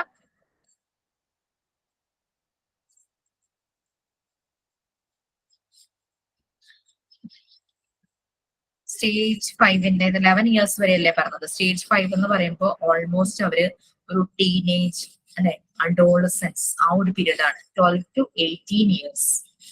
Identity versus role confusion. കൂടുതൽ അവർ സോഷ്യൽ റിലേഷൻഷിപ്പിലൊക്കെ വരുന്ന ഒരു ടൈമാണ് 12 to 18 ഇയേഴ്സ് അഡോളസൻ പീരീഡ്. ശരിക്കും ആ ഒരു പീരീഡ് അങ്ങ് കടന്ന് നല്ല രീതിയിൽ വലിയ കുഴപ്പമില്ലാണ്ട് കടന്നു കിട്ടിയാൽ തന്നെ പാരന്റ്സിനും ടീച്ചേഴ്സിനും ഭയങ്കര സമാധാനം അല്ലെ. ഭയങ്കര ഒരു പ്രശ്നമുള്ള ഒരു ഏജ് ആയിട്ട് പറയുന്ന ടൈമാണ് അഡോളസൻ പീരീഡ്. അഡോളസൻ ഇഷ്യൂസ് ഒത്തിരി വരും. അപ്പൊ ഏതൊരു കുട്ടിയിലും നോക്കിയാലും അപ്പൊ അത് നല്ല രീതിയിൽ അതും കടന്നു പോകുവാണെങ്കിൽ നമുക്കൊരു സമാധാനം. ആ ഒരു വകതിരിവായിന്ന് ചില പണ്ടത്തെ ആൾക്കാർ പറയില്ലേ, ഒരു വകതിരിവ് വന്നു. ആ ഒരു ടൈമാണ്. അത് കഴിഞ്ഞങ്ങ് കിട്ടി വെക്കുക ശരിയായ രീതിയിൽ വരുമ്പോഴേക്കും പറയുന്നതാണ്. 5th സ്റ്റേജ് ഒരു എന്താ പറയാ ടീനേജ് ഇയേഴ്സ്. ശരിക്കും പറഞ്ഞു കഴിഞ്ഞാൽ ഒരു എസെൻഷ്യൽ റോളാണ് ഡെവലപ്പിംഗ്, ഒരു പേഴ്സണൽ ഐഡന്റിറ്റി ഡെവലപ്പ് ചെയ്യുന്ന ഒരു സമയം. ആ ഒരു ടൈമിലാണല്ലോ ഇതെല്ലാം കഴിഞ്ഞ് നെക്സ്റ്റ് ഞാൻ പ്രൊഫഷൻ ആണെങ്കിലും എന്ത് ചൂസ് ചെയ്യണം, അപ്പൊ അതിന് വേണ്ടിയിട്ട് ഏത് കോഴ്സ് ചെയ്യണം, അങ്ങനെയൊക്കെ ആലോചിക്കുന്ന ഒരു സമയം കൂടിയാണ്. ബിഹേവിയർ ഡെവലപ്മെന്റ് എല്ലാത്തിനെയും ഇൻഫ്ലുവൻസ് ചെയ്യും ആ ഒരു പേഴ്സന്റെ ലൈഫ് തന്നെ.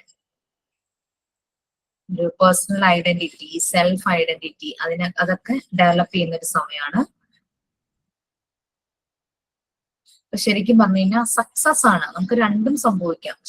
ഇപ്പൊ പഠിക്കുന്ന കാര്യങ്ങളിലാണെങ്കിൽ ശരി, വേറെ എന്തെങ്കിലും കാര്യങ്ങൾ ചെയ്യുന്നതിലാണെങ്കിൽ ശരി, സക്സസും സംഭവിക്കാം, ഫെയിലിയറും സംഭവിക്കാം. സക്സസ് ആണെങ്കിൽ നമ്മൾ ഭയങ്കരമായിട്ട് നമ്മളുടെ ഐഡന്റിറ്റി നല്ല രീതിയിൽ നമ്മൾ നോക്കും. നമ്മൾ എപ്പോഴും നമ്മളോട് ട്രൂ ടു യുവർ സെൽഫ്, നമ്മളോട് തന്നെ ഒരു സത്യം ലോയൽ ആയിരിക്കാൻ ശ്രമിക്കും. പക്ഷെ ഫെയിലിയർ ആകുമ്പോഴേക്ക് ഭയങ്കര കൺഫ്യൂഷൻ ആയിരിക്കും. അപ്പൊ ഒരു സെൻസ് ഓഫ് സെൽഫ്, നമ്മളുടെ സ്വയം സെൽഫിനെ കുറിച്ചുള്ള ആ ഒരു ബോധം ഭയങ്കരമായിട്ട് വീക്ക് ആവും. മറ്റേത് സക്സസ് ആണെങ്കിൽ സെൻസ് ആ ഒരു നമ്മളുടെ സെൻസ് അത് വളരെ സ്ട്രോങ് ആയിരിക്കും. ആ ഒരു ഫീല് വളരെ സ്ട്രോങ് ആയിരിക്കും. അപ്പൊ അഡോളസെന്റ് പീരീഡില് കുട്ടികള് നല്ല രീതിയിൽ എക്സ്പ്ലോർ ചെയ്യും. അവരെ ഒരു ഇൻഡിപെൻഡൻസ് എക്സ്പ്ലോർ ചെയ്യുന്നതും എൻജോയ് ചെയ്യുന്ന ഒരു ടൈമാണ്. പേരൻസിനൊക്കെ ടെൻഷനുള്ള ഒരു കാര്യം. പല കുട്ടികളും പല രീതിയിലേക്ക് മാറാൻ, പെട്ടെന്ന് ഡീവിയേറ്റ് ചെയ്ത് പോകാൻ ചാൻസ് ഉള്ള ഒരു സമയമാണ്. ഒരു സെൻസ് ഓഫ് സെൽഫ് അവിടെ ഡെവലപ്പ് ചെയ്യുന്നു. പ്രോപ്പർ എൻകറേജ്മെന്റും പ്രോപ്പർ ആയിട്ടുള്ള സപ്പോർട്ടും ആണ് കിട്ടുന്നതെങ്കിൽ ആ ഒരു പേഴ്സൺ, ആ ഒരു അഡോളസൻസിലുള്ള കുട്ടി അവര് നല്ലൊരു സ്വന്തം ആ സെൽഫിനെ കുറിച്ച് കൂടുതൽ ഒരു സ്ട്രോങ് ആയിട്ടുള്ള ഒരു ബിലീഫ് ഉണ്ടായിരിക്കും. പിന്നെ ആ ഇൻഡിപെൻഡൻസ് ഒക്കെ കൺട്രോൾ ചെയ്യാനായിട്ട് നല്ല രീതിയിലാണ് ഈ കുട്ടിക്ക് ഇത് എൻകറേജ്മെന്റ് വരുന്നത്. കുട്ടിക്കറിയാം ഞാൻ ഏത് ലിമിറ്റ് വരെ പോകണം, ഞാൻ അത് ചെയ്താൽ ശരിയാകില്ല, അതെല്ലാം മനസ്സിലാവും. പക്ഷെ ആ രീതിയിലൊരു എൻകറേജ്മെന്റോ സപ്പോർട്ടോ കിട്ടാത്ത കുട്ടികൾ പല രീതിയിലും അവർ പോകാം. അവര് ആകെ കൺഫ്യൂഷനിലേക്ക്, കൺഫ്യൂസ്ഡ് സ്റ്റേജിലേക്കൊക്കെ പോകും. അത് അവരുടെ ഇൻസെക്യൂർ ഫീലിംഗ് വരാം, ഫ്യൂച്ചറിനെ മോശമായ രീതിയിൽ ബാധിക്കാം. അതെല്ലാം വരും.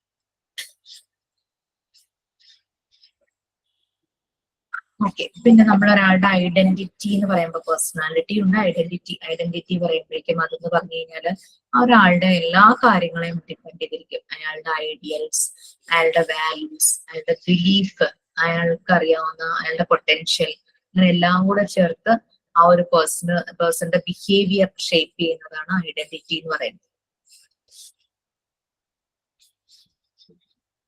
അപ്പം ഈ ഒരു സ്റ്റേജ് നല്ല രീതിയിൽ സക്സസ്ഫുൾ ആയിട്ട് കംപ്ലീറ്റ് ചെയ്യുമ്പോൾ സൊസൈറ്റിയുടെ ഒരു സ്റ്റാൻഡേർഡ് ഉണ്ടാവില്ല. നമ്മൾ എപ്പോഴും പറയുമല്ലോ, നമ്മൾ ജീവിക്കുന്നത് ഒരു സൊസൈറ്റിയിലാണ്. ഇപ്പം മാരേജ് നമുക്കറിയാം, ഒരു കൂടുതലും നമ്മുടെ സൊസൈറ്റി ആക്സെപ്റ്റ് ചെയ്യുന്ന ഒരു രീതി എന്ന് പറഞ്ഞു കഴിഞ്ഞാൽ ഒരു ആണിനും പെണ്ണിനും ഒരുമിച്ച് ജീവിക്കാവുന്ന, അല്ലെങ്കിൽ ഒരു എന്താ പറയാ നല്ല രീതിയിലുള്ള ലൈഫ്, പേഴ്സണൽ സെക്ഷൽ ലൈഫ് ഉള്ള ഒരു സൊസൈറ്റിയുടെ സ്റ്റാൻഡേർഡ് എന്ന് പറഞ്ഞു കഴിഞ്ഞാൽ മാരേജ് ആണ്. ലിവിങ് ടുഗദർ ഉണ്ട്, അതെല്ലാം നമ്മളുടെ ഇവിടെ ഉണ്ട്, പക്ഷെ റയർ ആണ്. പക്ഷെ എന്നാലും നമ്മളുടെ ഒരു സൊസൈറ്റി എപ്പോഴും പറയുന്നത് മാരേജ് ആണ്. അങ്ങനെയുള്ളൊരു റിലേഷൻഷിപ്പിന് ഉള്ള ഒരു സ്റ്റാൻഡേർഡ് ആയിട്ടുള്ളതെന്ന് പറയുന്നത് സൊസൈറ്റി ഡിമാൻഡ് ചെയ്യുന്നത്. സൊസൈറ്റി അതുകൊണ്ടാണല്ലോ നമ്മളിങ്ങനെ മാരേജ് ചെയ്യുന്നു, രജിസ്റ്റർ ചെയ്തു, അത് ഒരു വാല്യൂ ആക്കി വെക്കുന്നു, ഒരു രജിസ്റ്റർ ചെയ്ത് അതിനൊരു സാധുത ഉറപ്പാക്കുന്നു ഒക്കെ ചെയ്യുന്നുണ്ടല്ലോ. അതന്നെയല്ലേ നമ്മൾ ഇത്രയും നാളും ഫോളോ അപ്പ് ചെയ്യുന്നത്. സൊസൈറ്റിയുടെ സ്റ്റാൻഡേർഡും എക്സ്പെക്ടേഷൻസും അനുസരിച്ച് ജീവിക്കാനുള്ള ഒരു എബിലിറ്റി, ലൈക്ക് നല്ല ജോബ് അല്ലെങ്കിൽ കോഴ്സിൽ പോയി സൊസൈറ്റിയിലേക്ക് എന്തെങ്കിലും ചെയ്യാനുണ്ടോ, അതില് പറ്റുന്ന ഒരു കോൺട്രിബ്യൂഷൻ കൊടുക്കുക. ടീച്ചർ ആയാലും ഡോക്ടർ ആയാലും സൊസൈറ്റിയെ സെർവ് ചെയ്യുന്നുണ്ട് അല്ലെ. അതുപോലെ തന്നെ ഒരു ക്ലീനിങ് ചെയ്യുന്ന ഒരു ആളാണെങ്കിൽ സൊസൈറ്റിയെ സെർവ് ചെയ്യുക. അപ്പൊ സൊസൈറ്റിയുടെ എക്സ്പെക്ടേഷൻസ് അല്ലെങ്കിൽ സ്റ്റാൻഡേർഡ് അതിനനുസരിച്ചുള്ള ലിവിങ്. അതേസമയം ഭയങ്കരമായിട്ട് ഡ്രഗ്സ് യൂസ് ചെയ്ത്, ഡ്രിങ്ക്സ് യൂസ് ചെയ്ത് സൊസൈറ്റിയിലെ ന്യൂസൻസ് ഉണ്ടാക്കുകയാണ് ചെയ്യുന്നത്. അപ്പൊ സൊസൈറ്റി സ്റ്റാൻഡേർഡ്സും എക്സ്പെക്ടേഷൻസും അനുസരിച്ച്, അല്ലാണ്ട് നമ്മളെ സൊസൈറ്റി കൺട്രോൾ ചെയ്യുന്നതല്ല അതിന്റെ ഉദ്ദേശം. നമ്മളിപ്പോ പഠിക്കുവാണെങ്കിലും വർക്ക് ചെയ്യുന്നതാണെങ്കിലും what we are giving to society. Society എന്ന് വിചാരിക്കുന്ന മദർ നേച്ചർ, നമുക്ക് വേണ്ടുന്ന ജീവിക്കാനുള്ള റിസോഴ്സസ് എല്ലാം തരുന്നത് മദർ നേച്ചറാണ് അല്ലെ. അപ്പൊ ആ മദർ നേച്ചറിനോട് നമുക്കുള്ള കമ്മിറ്റ്മെന്റ് നമ്മൾ ചെയ്യുന്ന ആക്ഷൻസിലൂടെയാണ് കാണിക്കുന്നത്. നമ്മൾ ആ വേസ്റ്റ് കൂട്ടിയിട്ട് നേച്ചറിനെ നശിപ്പിക്കുന്നു, മരം വെട്ടിക്കളയുന്നു, അങ്ങനെയൊക്കെയുള്ള ദ്രോഹങ്ങൾ ചെയ്യുമ്പോഴേക്കും നമ്മൾ മദർ നേച്ചറിൽ നിന്ന് ഉള്ള റിസോഴ്സസ് എടുക്കാൻ ഒട്ടും അർഹരല്ലാതായി മാറും. അതുപോലെ തന്നെയാണ് നമ്മൾ സൊസൈറ്റിയിലേക്ക് നമ്മൾ പ്രൊവൈഡ് ചെയ്യും. ടീച്ചറായി ഇറങ്ങുമ്പോൾ ഇപ്പൊ മോണ്ടിസോറി ഫെസിലിറ്റേറ്റർ ആവുക. സോ ഈ ഒരു ജനറേഷനെ ഒരു റെസ്പോൺസിബിലിറ്റി മുഴുവനും നമ്മളിൽ വരിക. ബാക്കിയെല്ലാം ഓരോ ജോബിനും ഓരോ റെസ്പോൺസിബിലിറ്റി അല്ലേ. ടീച്ചർ എന്ന് പറഞ്ഞു കഴിഞ്ഞാൽ റെസ്പോൺസിബിലിറ്റിയാണ് അവിടെ. ഒരു ഫ്യൂച്ചറിനെ നല്ല രീതിയിൽ ഫ്രെയിം ചെയ്തെടുക്കുന്ന ആളാണ് ടീച്ചർ അല്ലെങ്കിൽ ഫെസിലിറ്റേറ്റർ എന്ന് പറയുന്നത്. അങ്ങനെ ഡോക്ടർ അല്ലെങ്കിൽ നഴ്സ് അല്ലെങ്കിൽ ഹെൽത്ത് വർക്കേഴ്സ് ആര് തന്നെയായാലും ആ ഒരു ഹോസ്പിറ്റലിൽ ക്ലീൻ ചെയ്യുന്ന സ്റ്റാഫ് ആണെങ്കിൽ അവർ നല്ല രീതിയിൽ ക്ലീൻ ചെയ്തില്ലെങ്കിൽ ആ ഹോസ്പിറ്റലിൽ വരുന്നവർക്ക് പല ഇൻഫെക്ഷൻസ് ഉണ്ടാകാം അല്ലെ. ഓരോരുത്തരും ഓരോ റെസ്പോൺസിബിലിറ്റിയാണ് ചെയ്യുന്നത്. അപ്പൊ അവരത് സൊസൈറ്റിക്ക് വേണ്ടിയിട്ട്, സൊസൈറ്റിയുടെ നല്ലതിന് വേണ്ടി നല്ല ആരോഗ്യമുള്ള ഒരു സൊസൈറ്റി ഉണ്ടാക്കുക. നല്ല ഫിസിക്കൽ ഹെൽത്ത് നോക്കുമ്പോൾ അവരങ്ങനെ, അതേസമയം നമ്മൾ മെന്റൽ ഹെൽത്തിന് ഇമ്പോർട്ടൻസ് ആണെങ്കിൽ അതങ്ങനെ. ആ രീതി എഡ്യൂക്കേറ്റഡ് ആയിട്ടുള്ള ഒരു സൊസൈറ്റിയെ നമ്മൾ ഉണ്ടാക്കി എടുത്തു കഴിഞ്ഞാൽ അതിന് നല്ലൊരു ഇമ്പോർട്ടൻസും അതിന്റെ റിഫ്ലക്ഷൻസും വളരെ നല്ലതായിരിക്കും. ഇതാണ് ശരിക്കും ഇതിന് പറയുന്നത് കേട്ടോ, സൊസൈറ്റി സ്റ്റാൻഡേർഡ്സ് ആൻഡ് എക്സ്പെക്ടേഷൻസ്. അപ്പൊ ഓരോ സ്റ്റേജും ഇമ്പോർട്ടന്റ് ആയിട്ട് തന്നെയാണ് എറിക്സൺ പറഞ്ഞത്. ബൈ ബർത്ത് തുടങ്ങിയുള്ള എല്ലാ സ്റ്റേജിനും ഓരോ രീതിയിലും ഇമ്പോർട്ടൻസ് പറയുന്നുണ്ട്. ഒരു ശരിക്കും ഈഗോ സൈക്കോളജിസ്റ്റ് എന്നാണ് എറിക്സൺ അറിയപ്പെടുന്നത്. കാരണം ഇദ്ദേഹം പറയുന്ന ഈഗോ ഐഡന്റിറ്റി എന്ന് പറഞ്ഞു കഴിഞ്ഞാൽ നമ്മളുടെ സെൽഫിനെ കുറിച്ചുള്ള കോൺഷ്യസ് ആ ഒരു ബോധം, അതാണ് ഈഗോ ഐഡന്റിറ്റി എന്നുള്ളതുകൊണ്ട് എറിക്സൺ ഉദ്ദേശിച്ചത്.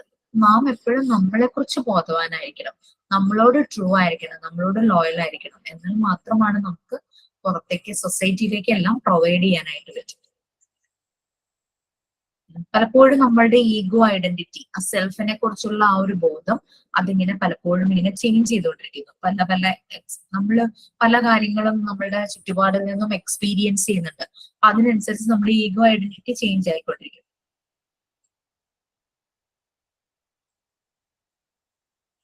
ഓക്കെ, അപ്പം ഈ ഡെവലപ്മെന്റ് സ്റ്റേജിൽ പലപ്പോഴും പല തടസ്സങ്ങൾ വരാം, ബ്ലോക്കിംഗ് വരാം. ഇതെല്ലാം നമ്മൾ എക്സ്പീരിയൻസ് ചെയ്യുവാണ്. മറ്റുള്ളവരുമായിട്ട് ഇന്ററാക്ട് ചെയ്തിട്ട് നമുക്ക് അത് ചലഞ്ചസ് വരുന്നതിനെല്ലാം ശരിയാക്കി ഡെവലപ്പ് ചെയ്യാനായിട്ട് ഈ ഒരു സ്റ്റേജിൽ പോകാമെന്നാണ് പറയുന്നത്.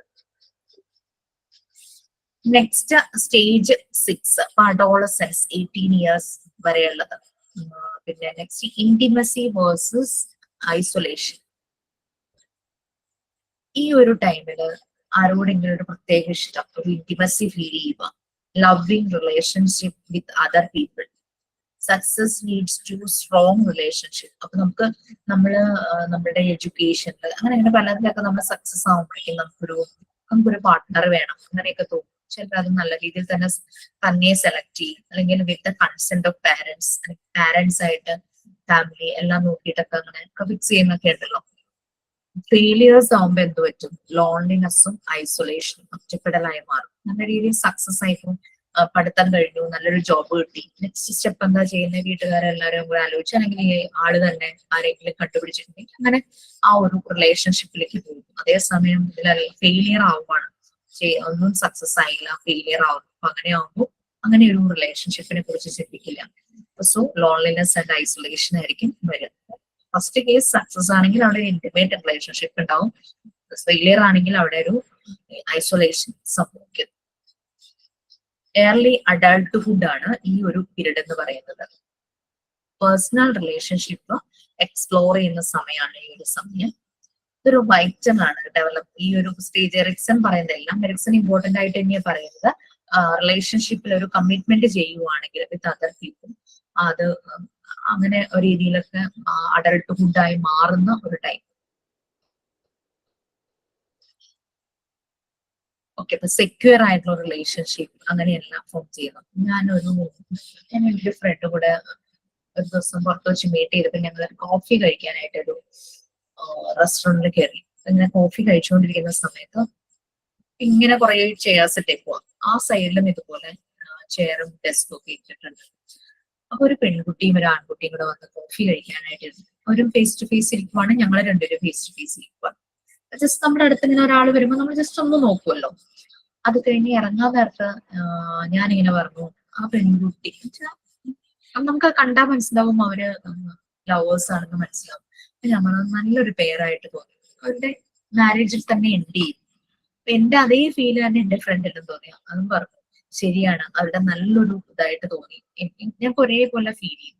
പക്ഷെ ചിലരെയൊക്കെ നമ്മൾ കാണുമ്പോൾ നമുക്കിത് അങ്ങനെ ഒരു ഔട്ട്കമ്മിന് വേണ്ടിയിട്ടല്ലാത്തൊരു ബന്ധമായിട്ടൊക്കെ നമുക്ക് തന്നെ ഇങ്ങനെ തോന്നും. അങ്ങനെ അണ്ടർ എസ്റ്റിമേറ്റ് ചെയ്യാൻ പാടില്ല. എന്നാൽ ചില റിലേഷൻഷിപ്പ് ഒക്കെ അങ്ങനെ ആ രീതിയിൽ പോയി അതങ്ങോട്ട് ഫെയിലിയർ ആവുന്ന കേസസ് ഒക്കെ ഉണ്ടല്ലോ. ചിലത് നല്ല രീതിയിൽ തന്നെ സെക്യൂർ ആയിട്ട് നല്ലൊരു ബന്ധത്തിൽ അവസാനിച്ച് അങ്ങനെ റിലേഷൻഷിപ്പ് മെയിൻറ്റെയിൻ ചെയ്യുന്നവരുണ്ട്. പിന്നെ ഓരോ സ്റ്റേജും അതിന്റെ പ്രീവിയസ് സ്റ്റേജിൽ നിന്ന് ഉള്ളതിന്റെ കണ്ടിന്യൂവേഷൻ ആയിട്ട് സ്കില്ല് ഡെവലപ്പ് ചെയ്തുകൊണ്ടിരിക്കുക. അപ്പൊ നമ്മൾ ആദ്യം 3 to 6 പറഞ്ഞു, ആ സമയത്ത് അവര് കുറെ കാര്യങ്ങളൊക്കെ പഠിക്കുന്നു.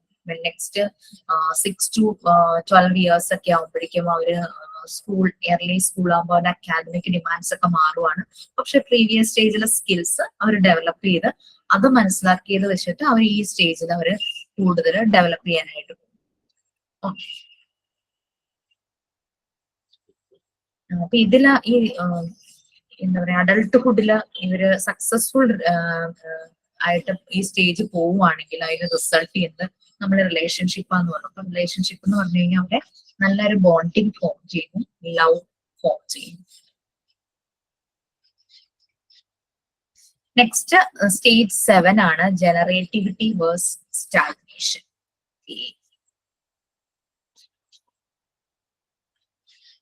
നമ്മള് 6th സ്റ്റേജ് പറഞ്ഞല്ലോ അഡൾട്ട്ഹുഡ്, അതിന്റെ ഏജ് എത്രയായിരുന്നു? 19 to 40. അടുത്തത് 7th സ്റ്റേജ് വന്നത് മിഡിൽ അഡൾട്ട്ഹുഡ്, അത് 40 to 65. ആ കാര്യം നമ്മൾ കൂടുതൽ പറഞ്ഞിരുന്നു. 40+ ആവുമ്പോഴേക്കും നമുക്ക് കുറെ കാര്യങ്ങൾ നമ്മള് എന്താ പറയാ പണ്ട് വേണം എന്ന് ആഗ്രഹിച്ച് ചെയ്യാൻ പറ്റാത്തൊക്കെ നമ്മൾ ആ സമയത്ത് ചെയ്യാനായിട്ട് നോക്കും. യാത്രകൾ ചെയ്യും, അല്ലെങ്കിൽ എന്തെങ്കിലും പഠിക്കണം അത് പഠിക്കും, അല്ലെങ്കിൽ എന്തെങ്കിലും വീട്ടിൽ എന്തെങ്കിലും കാര്യങ്ങൾ ചെയ്യണം. അങ്ങനെ കുറെ കാര്യങ്ങൾ നമ്മൾ ചെയ്യുന്ന ഒരു ടൈമാണ് ഈ മിഡിൽ അഡൾട്ട്ഹുഡ് 40 to 65. ആ ഒരു ടൈമിൽ നമുക്കത് മാരീഡ് ആയിട്ടുള്ളവർക്ക് കുട്ടികളുണ്ടാവും. അപ്പൊ ആ ഒരു പാരന്റ്ഹുഡ് അവർക്ക് വേണ്ടിയിട്ട് കുറെ കാര്യങ്ങൾ ചെയ്യും. അങ്ങനെയെല്ലാം വരും. ഓക്കെ, സ്റ്റേജിന്റെ പേര് ഒന്നൂടെ പറയൂ. സ്റ്റേജിന്റെ പേര് ഒന്നൂടെ പറയൂ. ഞാൻ കേട്ടില്ല സജിന. ജനറേറ്റിവിറ്റി വേഴ്സസ് ഞാൻ ഈ ലിങ്ക് തന്നത് കിട്ടിയില്ലായിരുന്നോ? ഞാനത് നോക്കില്ല, സുഖമില്ലാത്ത. Stage 7 generativity versus stagnation.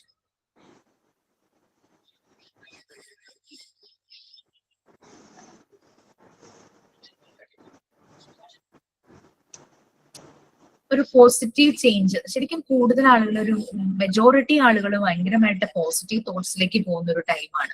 കാരണം അവർക്ക് അവരുടെ കൂടെ കുട്ടികളുണ്ട്, ചിലർക്ക് ഗ്രാൻഡ് ചിൽഡ്രൻ വരെ ആ സമയത്ത് ഉണ്ടായിരിക്കാം അല്ലെ. അപ്പൊ ആ ഒരു ചിലരുടെ ഗ്രാൻഡ് പാരന്റ്സ് ആയിട്ടുണ്ടാവാം, പാരന്റ്സ് ആണ്, ഡെഫിനറ്റ്ലി പാരന്റ്സ് ആയിട്ട് ഉണ്ടാവാം, കുട്ടികള്, പേരക്കുട്ടികള്, അങ്ങനെയൊക്കെയുള്ള ഒരു ടൈമായിരിക്കും. അപ്പൊ എപ്പോഴും അവരിലേക്ക് കൂടുതൽ നല്ല കാര്യങ്ങൾ ചെയ്യണം എന്ന് പറഞ്ഞാൽ പോസിറ്റീവായിട്ട്, നല്ല രീതിയിൽ പോസിറ്റീവായിട്ട് ചിന്തിക്കുന്ന ഒരു സമയമായിരുന്നു. മുമ്പും പോസിറ്റീവായിട്ട് ചിന്തിച്ചിട്ടുണ്ടാവും, പക്ഷെ കുറെ കൂടെ നമ്മൾ എല്ലാം ഒന്ന് പോസിറ്റീവായിട്ട് കാണുന്ന ഒരു ടൈമാണ് ഈ ഒരു അഡൾട്ട്ഹുഡ് എന്ന് പറയുന്നത്, മിഡിൽ അഡൾട്ട്ഹുഡ്. എപ്പോഴും അവരെല്ലാ കാര്യങ്ങളും യൂസ്ഫുൾ ആക്കാനായിട്ട് നോക്കും. ടൈം ആണെങ്കിലും അല്ലാതെ എന്തെങ്കിലും, ഇപ്പോ എന്തെങ്കിലും ഓൺലൈൻ ക്ലാസ്സസ് എടുക്കുകയാണെങ്കിൽ അവരുടെ ഡൗൺ ആണ് എന്ന് മ്യൂട്ട് ചെയ്യണേ. ഇപ്പൊ എന്തെങ്കിലും കാര്യങ്ങൾ ചെയ്യണമെങ്കിൽ ഇതെല്ലാം അവര് എന്തെങ്കിലും ഓൺലൈൻ സെഷൻസ്, ഇപ്പൊ യോഗ ഓൺലൈൻ കുറെ ഉണ്ട്, അപ്പൊ അത് അവര് ജോയിൻ ചെയ്യും, അത് മാക്സിമം യൂട്ടിലൈസ് ചെയ്യും. അല്ലെങ്കിൽ തൊട്ടടുത്ത് എവിടെയെങ്കിലും യോഗ സെഷൻസ് കൊടുക്കുന്നുണ്ടെങ്കിൽ അവിടെ പോയി ജോയിൻ ചെയ്യും. പിന്നെ പ്രെയർ ആയിട്ട് റിലേറ്റഡ് ആയിട്ട് എന്തെങ്കിലും യാത്രകളോ അങ്ങനെ ഒരു റിലീജിയസ് ബിലീഫുമായിട്ട് റിലേറ്റഡ് ആയിട്ട് എന്തെങ്കിലും ഒരു കാര്യങ്ങൾ ഒരു ഗ്രൂപ്പായിട്ട് ചെയ്യാൻ, അങ്ങനെ അതിലൊക്കെ കൂടുതൽ ഇൻവോൾവ് ആകും. അതൊക്കെ ചെയ്യുന്ന ഒരു ടൈമാണ്. കൂടുതൽ യൂസ്ഫുൾ ആയിട്ട് കാര്യങ്ങൾ ചെയ്യും, കൂടുതൽ കാര്യങ്ങൾ അക്കംപ്ലിഷ് ചെയ്യും, അച്ചീവ് ചെയ്യും, നേടും. ഫെയിലിയർ ആണെങ്കിലും അവരുടെ ഇൻവോൾവ്മെന്റ് ഭയങ്കരമായിട്ട് കുറയും. പല കാര്യങ്ങളിലും, നല്ല നല്ല കാര്യങ്ങളിലും നെഗറ്റീവ് തോട്ട്സ് ആയിരിക്കും കൂടുതൽ, ഇൻവോൾവ്മെന്റ് കുറയും.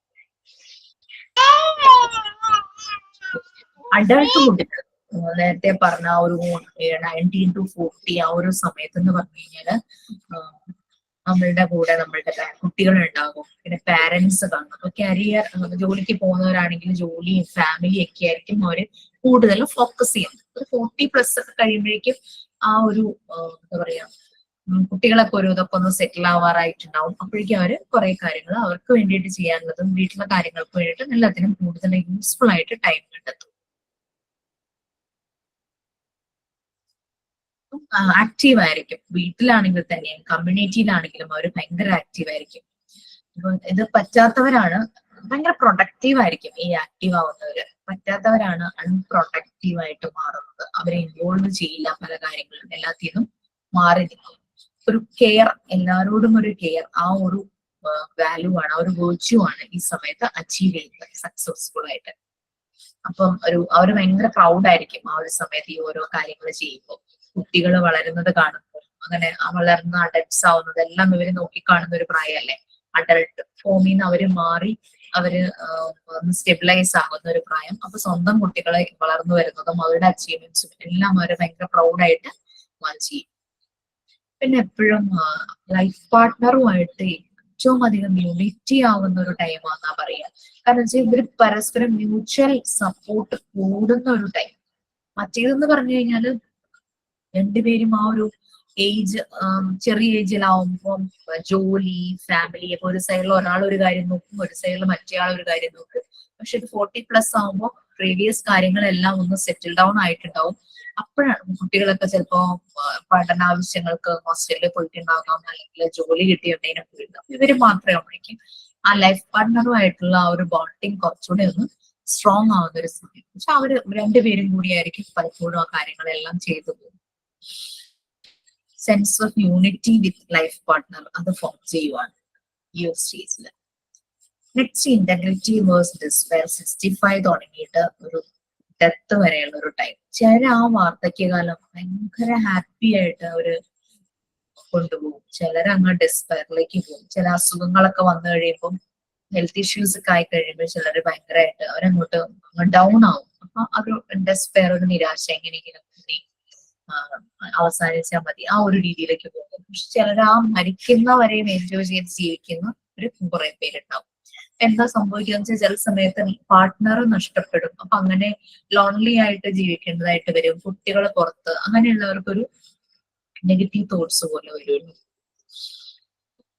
അപ്പൊ അവര് പഴയ കാലത്തെ കാര്യങ്ങളൊക്കെ ഓർക്കും, അന്ന് ചെയ്യാൻ പറ്റിയില്ലല്ലോ, അന്ന് ഇതൊക്കെ ചെയ്യാമായിരുന്നു, അങ്ങനെ ഒരു തോട്ട്സ് വരാം.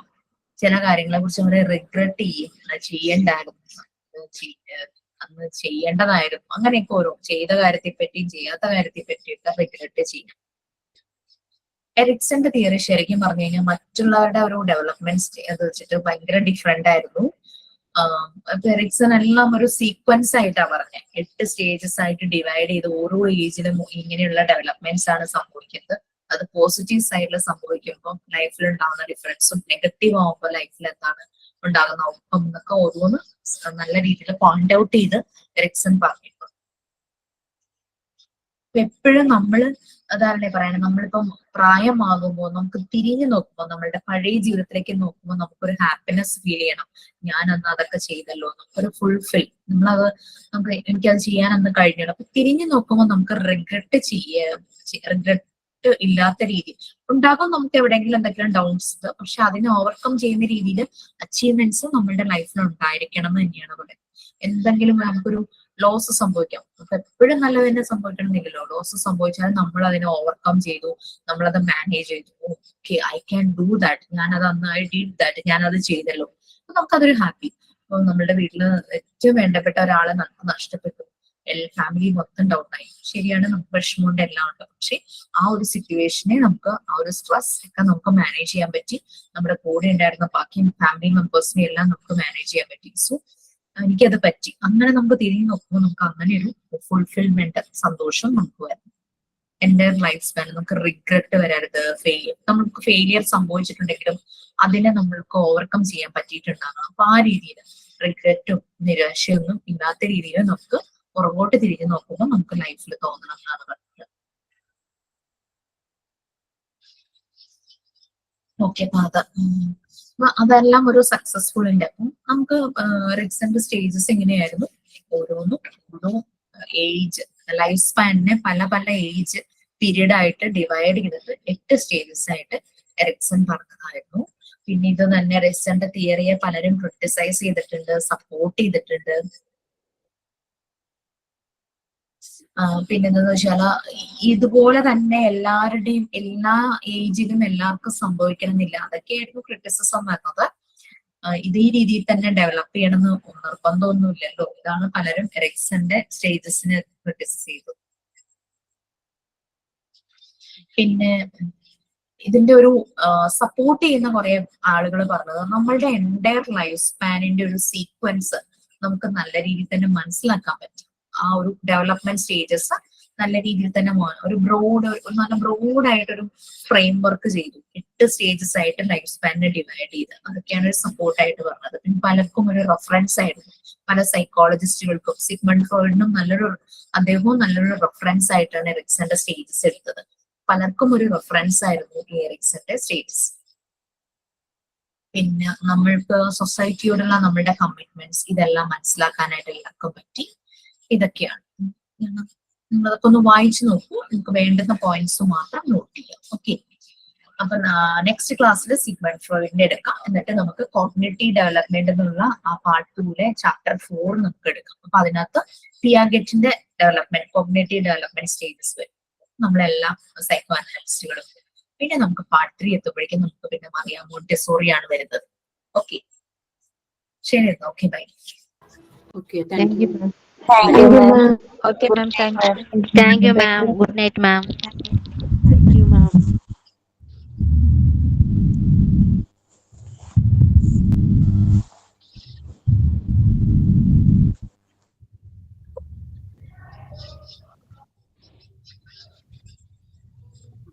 Thank you ma'am. Okay, by.